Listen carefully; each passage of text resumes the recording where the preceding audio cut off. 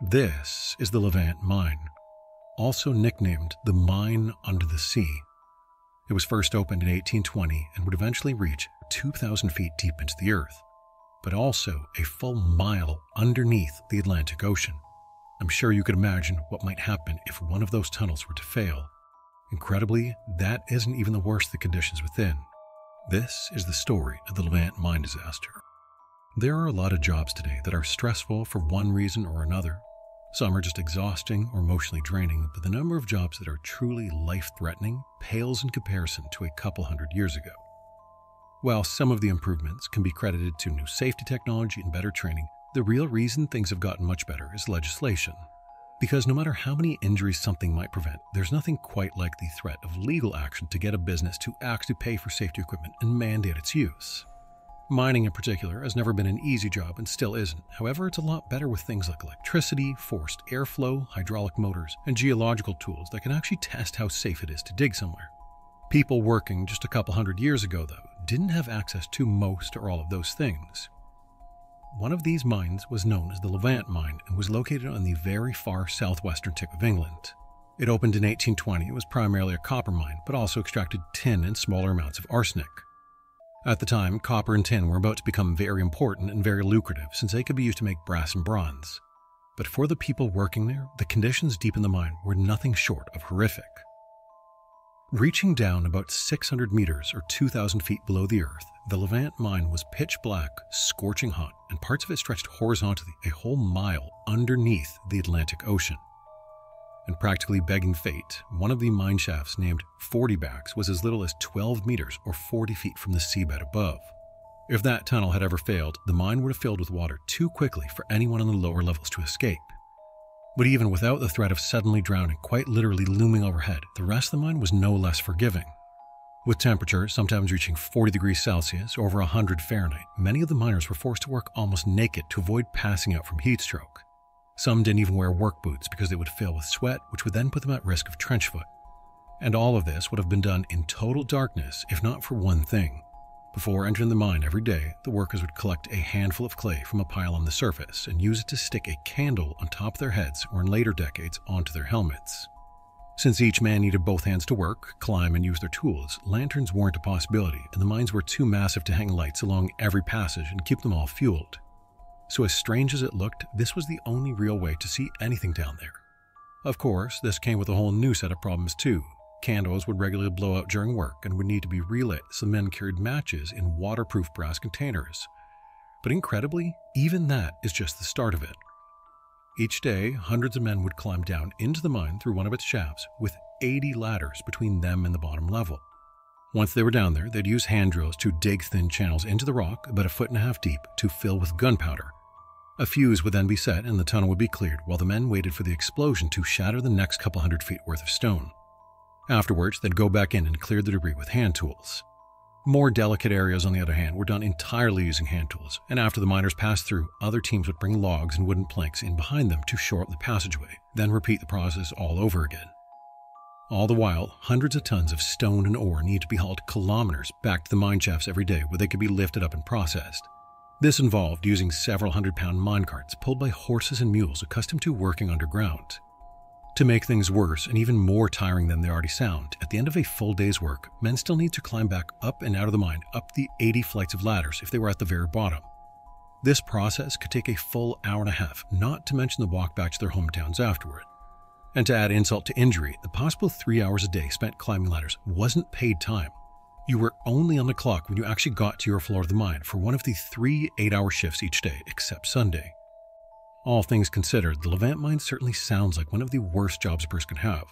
But despite this, between 300 and 700 people worked the mine most years, about 2/3 of them underground. The remainder on the surface included many women, children, and men with injuries that kept them from working down below. Their jobs were to break up the ore into fist-sized chunks with hammers and sorted by type of processing. And those who did work down below could be as young as 14 and included many people who were desperate and couldn't find work elsewhere. It also wasn't uncommon for exhausted men to fall from the ladders at the end of their workdays. And even more injuries were caused by loose gunpowder wafting into the air and igniting on the workers' candles, blinding them or setting off premature explosions.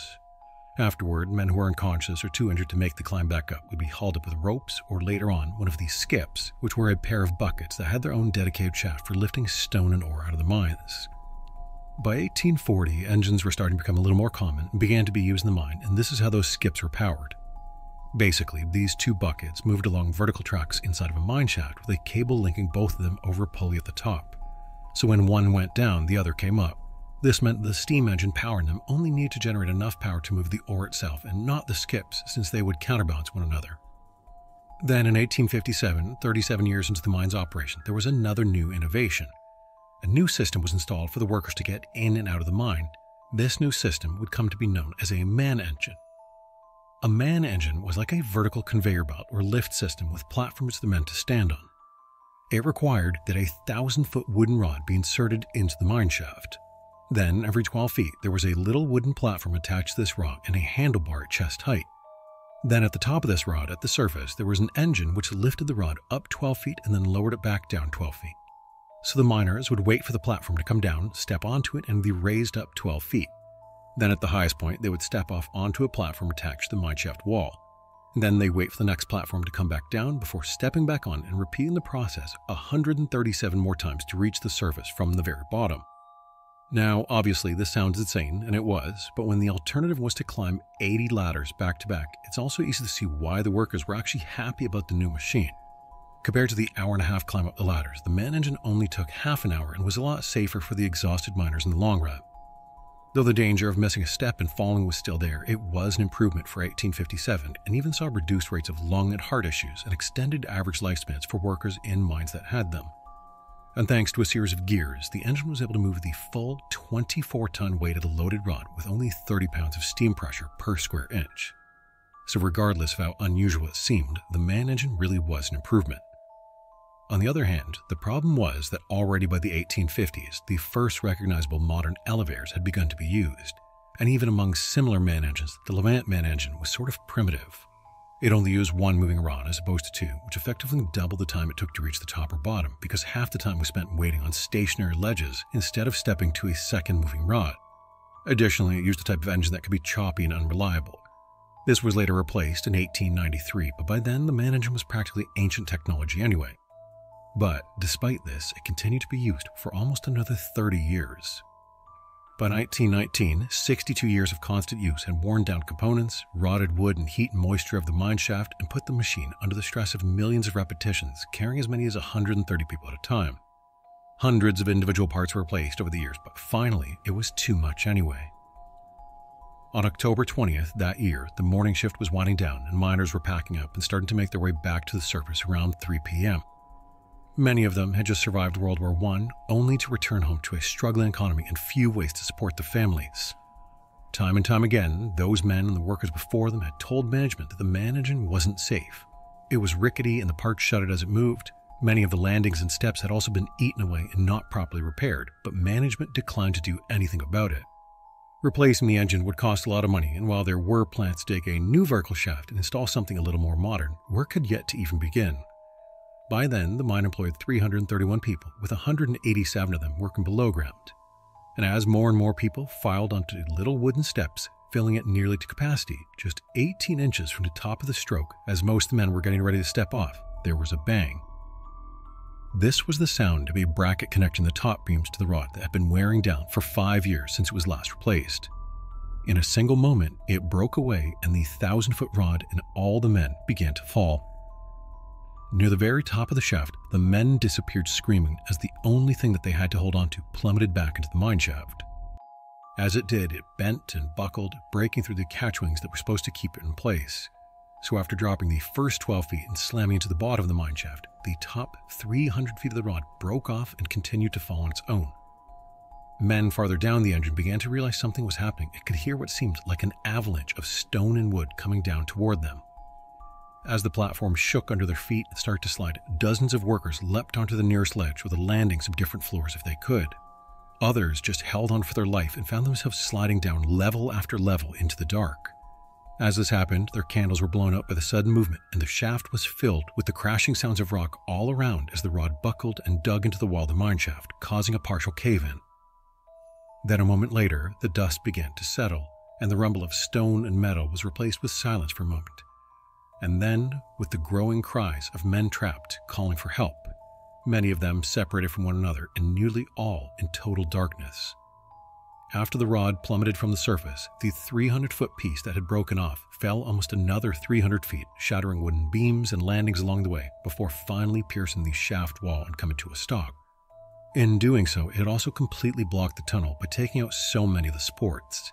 Then, down below, the rest of the rod had buckles but mostly remained in place, trapping the men on it deep underground. Back at the top of the mine, workers knew something had gone wrong, but not what or how bad it was. One of the few dozen workers who had just made it to the top when the break happened, a man named John Grenfell, volunteered to climb back down into the shaft and see what had happened. And almost immediately, he came across a group of dead and injured who were twisted between the wooden beams and rocks that completely sealed the tunnel. Horrifyingly, John's father was one of the site managers, and he was one of the missing somewhere down below. Following the disaster, the emergency call went out as fast as people could carry it. Few, if any, places in that part of England had telephones at the time, but as word spread, off-duty miners came in droves from nearby towns. And hundreds more from neighboring mines like the Geaver Mine and the Eastpool Mine would also come to help. Friends, family, reporters, and others all arrived with them on the first day and then later. Once the rescue was underway, trying to save as many as they could was grueling work. Because the shaft had been so badly damaged, every rescuer had to be winched down into it on a rope. There, they would tie ropes around each and every piece of debris, lifting it up and out of the way while trying not to destabilize the shaft or cause more to fall. All of the stone and wood that could weigh hundreds of pounds need to be pulled up to clear the way to the survivors, and this would go on for days on end. And obviously, those trapped down below had their own challenges. After relighting their candles, if they still had them, over 100 men did their best to regroup. Many still had emergency ladders on their levels, which hadn't been knocked out, and were able to move around still, but there wasn't any chance of going up. Instead, they gathered everyone they could and helped the injured walk to the skip shaft and the water pumping shaft. Each of these was also equipped with emergency ladders and went the full distance to the surface. To 2 hours after the collapse, to the shock and relief of the rescuers, men from the bottom of the shafts began appearing out of the engine rooms and ore processing building. Then, incredibly, as exhausted as they were from a full day's work and then an unexpected climb, nearly all of them joined the rescue effort. Still by then, over 50 of their friends and coworkers were missing somewhere down below. In the end, it would take 3 whole days of digging, winching, and crawling through partially collapsed tunnels to rescue all the survivors. But the process was slow, and on many occasions, they weren't able to reach those calling for help before they fell silent. Among the dead, sadly, was John's father. The Levant Mine and its workers all came from small towns and villages. Everyone knew everyone there, and each death was a friend or family member. Over the course of 3 days of constant rescue effort, the death toll rose to 31. 14 were found near the top of the pile at about 150 feet deep. Most of the rest were between 160 and 320 feet, and the final 3 were found at 420 feet, 480 feet, and 660 feet deep. These 3 were all as a result of being struck by falling debris. Among these tragedies were also many survivors. A boy named William Lowry, who was only 14 years old, spent 15 hours trapped beneath the body of another miner near the top of the pile before being rescued. He was actually the first to be pulled out and had a snapped collarbone, 8 broken ribs, and needed 36 stitches to his face and head, but would later make a full recovery. Another man named Nicholas Thomas held on for a whole 50 hours, only to pass away from exhaustion after he was rescued on the way up to the surface. Tragically, 5 of the men killed had survived the First World War to get there, and nearly everyone in the county knew someone who died. This was devastating for the local communities. In addition to those who passed away, 19 miners suffered serious injuries of some kind, and not all of them were physical. A miner named Ralph Ellis was a veteran of World War I, whose foster father was among those who was killed in the disaster. The next year, 1920, Ralph was one of the first to arrive at another mine accident, which resulted in the deaths of 4 others. This was the final straw for Ralph, and afterward he suffered a break and was never the same. An investigation following the collapse found that the bracket at the top of the rod, which had broken, was improperly made. The metal had internal faults, and that led to the controversial decision to label the event an accident. This removed all liability from the owners, despite the fact that no other mine in all of Cornwall was still using a managed except the Levant. All of the rest had moved over to more modern, safer systems. This then left the families involved without any financial compensation, and many were forced to move out as they became unable to afford the rent of their houses. To try and offset things, a disaster fund was set up and people throughout the entire county contributed, hoping to raise £15,000. The mine's insurance company even paid out without the owners being found criminally responsible, and support and donations poured in from officials, news organizations, and local businesses. An anonymous author even wrote a poem about the disaster, sold for 2 pence each to contribute to the fund. But it could only stretch so far, and obviously couldn't bring anyone back.